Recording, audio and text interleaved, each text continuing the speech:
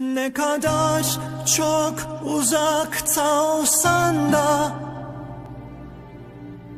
perdene değen rüzgarı bileceksin.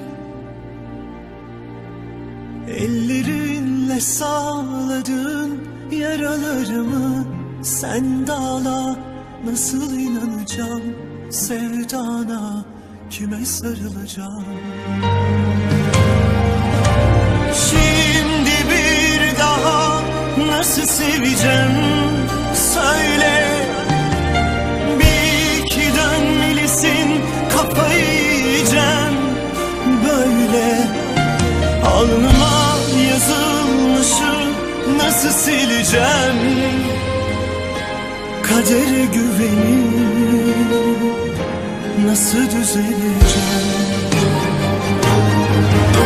Şimdi bir daha nasıl seveceğim söyle. Bir iki dönmelisin, kafayı yiyeceğim böyle. Alnıma yazılmışı nasıl sileceğim? Kadere güvenip nasıl düzeleceğim?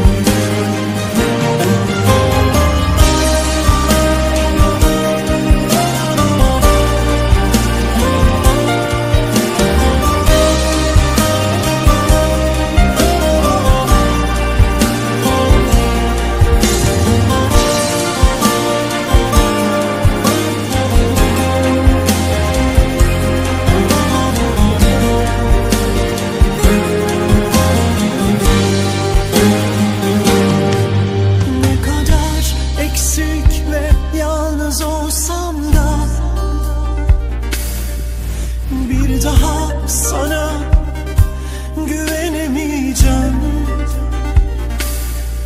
Ellerinle bağladın yarınlarıma sen ağla, nasıl inanacağım sevdaya, kime sarılacağım?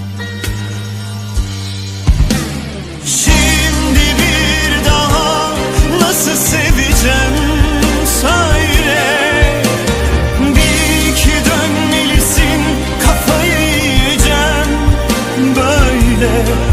Alnıma yazılmışı nasıl sileceğim? Kadere güvenip nasıl düzeleceğim?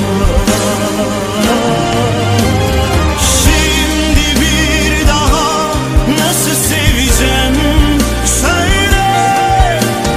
Bir iki dönmelisin, kafayı yiyeceğim böyle. Alnıma yazılmışı nasıl sileceğim? Kadere güvenip nasıl düzeleceğim?